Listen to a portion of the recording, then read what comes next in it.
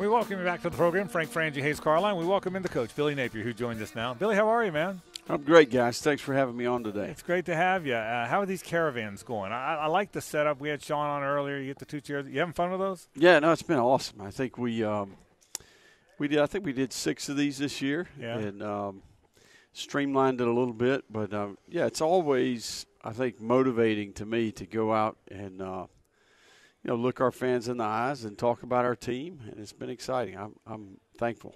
Billy, in year 3, I get the impression, and again, it's hard to rebuild, but I get the impression you're comfortable with where it landed now. Am I reading that right? The right people, the right staff, the roster's better. I feel that. Is that a good read where you are? Yeah, no, I think we've made some adjustments.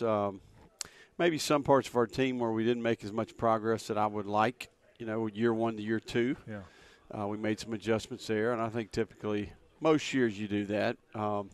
The biggest thing is I think we've settled down a little bit when it comes to the roster, the makeup of the roster, our relationships with those players, their parents, their representation to some degree. And we have good, solid plans in the portal world, in the NIL world. I think it's been chaotic, in terms of your processes to acquire talent we've kind of been in uncharted waters here. So I think the market settled down a little bit, and I think that's allowed us to build trust and chemistry and morale with our team, because I think all the players that we're dealing with these days, we have really good relationships with. Billy, how have your conversations and dialogue grown with Graham Mertz as he gets into that second year? Yeah, it's been fantastic. I think the number one thing would be we started this offseason with Graham as the leader of our team. I think go back a year ago, there was a lot of uncertainty. That went all the way through the spring game and then into the summer media day, all the way up until we announced him as the starter. I think we had a lot of confidence in Graham at this point last year, but now I think there's a comfort level, and he has the respect of the staff and the players on the team, and it's certainly his team. How is the Graham Mertz, DJ Lagway thing going? You probably answered that 100 times, but it seems to go well. I mean, how's that gone? Yeah, they're both exceptional young people, great character, humility. I think they know their role. I think they're thankful for each other. I think Graham's done a great job embracing DJ, got enough confidence and humility there to mentor him and teach him the way and model a great example. And then DJ, I think, knows that this is beneficial for him to observe a veteran player, how to prepare, how to lead, how to be a good example. And I think ultimately those two are completely different in terms of experience and skill set, but also very much the same when you talk about their makeup mentally. Billy, did you know when you got DJ that it was – I mean, this day and age, everybody wants to play. Play me, play me, play me. Did you know you were getting a guy that understood the process? And because it seems to have worked perfectly. Did you know you were getting that with DJ? Yeah, I think the interesting thing is we found DJ before he kind of exploded. Yeah, I think we were able to get him committed. We identified him early. We had a relationship from the past. And then as he kind of became a national superstar and ultimately ended up winning the Gatorade National Player of the Year, to see him be steady and to handle that with some character and some grace, and then I think stay humble and handle the attention the right way. That's probably the most impressive thing to me about him, is how he's handled all the attention. And then he's worked. I've seen him improve as a passer. He's still relatively new to the position, having kind of made that shift 8th, 9th grade right in there. He decided to be a quarterback. Billy, what strides do you feel like you've made in the trenches on both sides of the ball? That's probably where we've made the most progress, in my opinion. I think we stabilized the tackle position, Brandon Crenshaw, Dixon, Devin Manuel, to go along with 2 really good freshmen, Fletcher Westfall, Caden Jones. Those 4 guys took the majority of the reps the entire spring, and we get Austin Barber and Cam Waits back.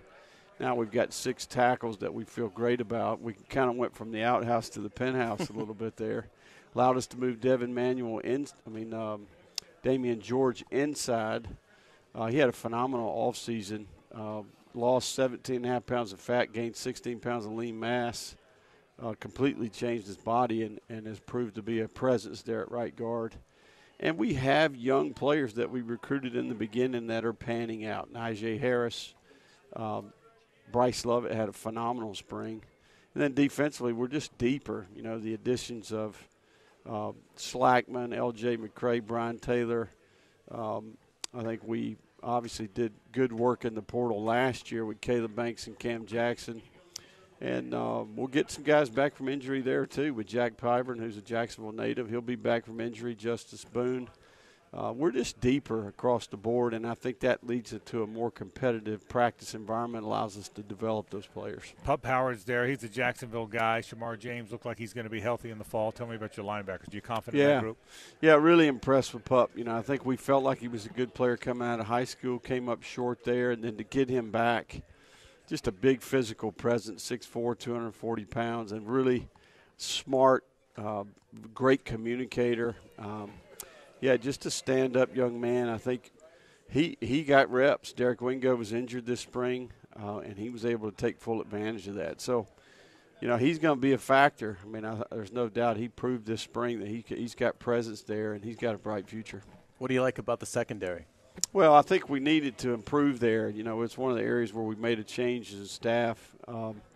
We needed some veteran presence. We went and got a couple portal players in the secondary, safety in particular. Asa Turner, DJ Douglas, and Triquez Bridges all have played a lot of football, bring some character and leadership to that room. And then we get Devin Moore back from injury. We get Aaron Gates back from injury to go along with all those freshmen that played last year. That group's got a chance to be a strength for us, where I would say maybe it was a weakness last year. You know, I think we tackled better. The coverage was tighter this spring.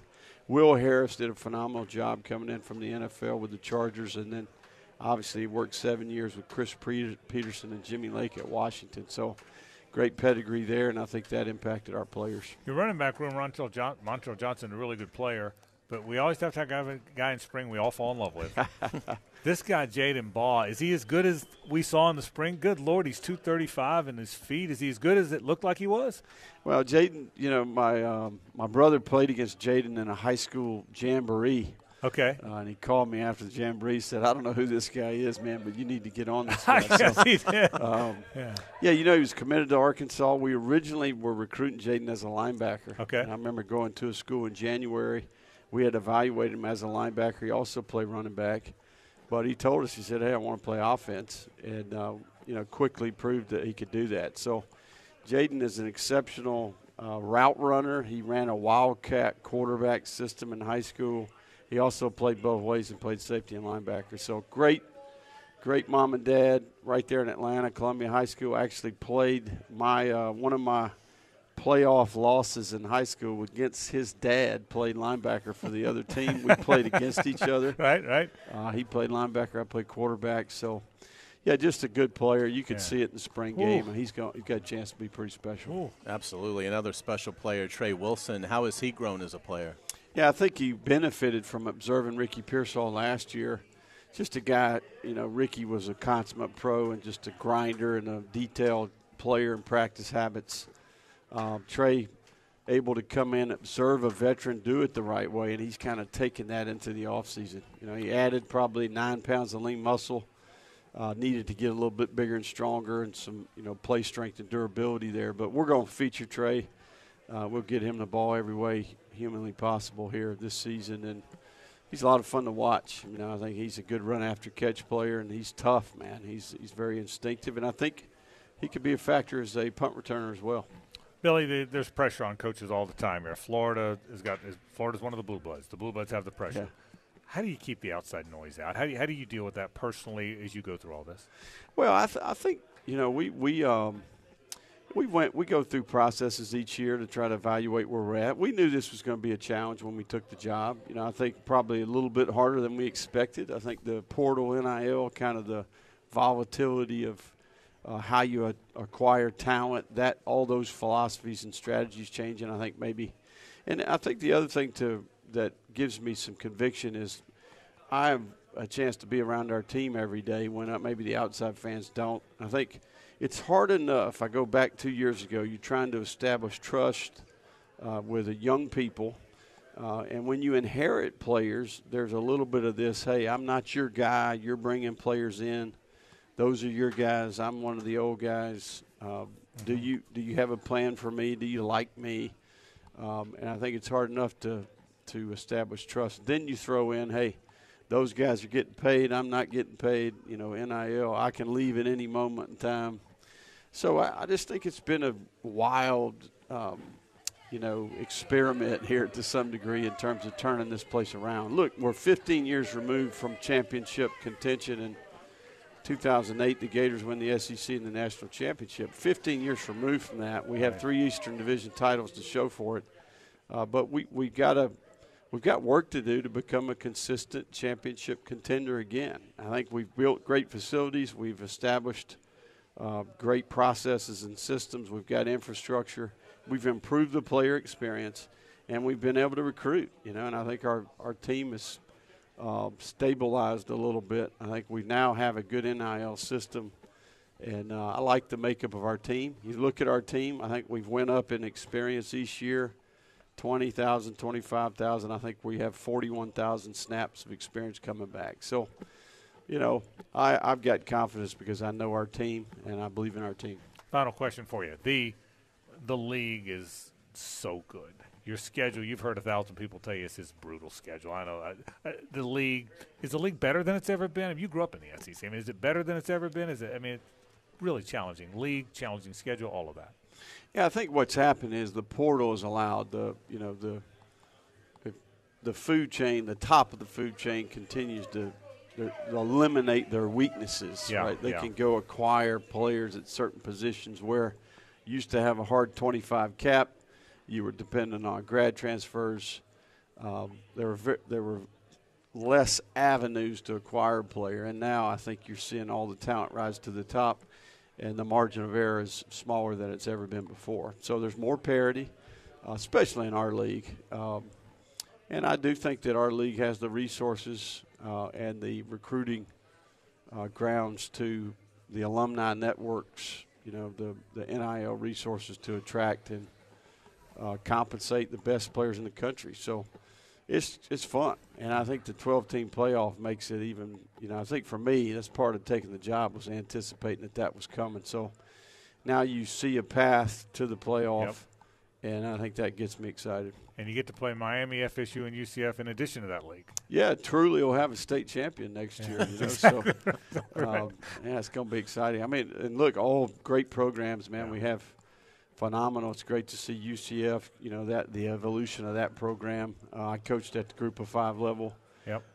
And I know they've got to be excited about that. And Gus is a phenomenal coach. So, Mario, Mike, Gus, great coaches, good programs, and those are all going to be heck of a competitions. Billy Napier, the head coach of the University of Florida. I know you got a busy night. Hey, man, thanks for stopping by. I know you're excited about the season. Good luck this year. Yeah, thank you, guys. All right.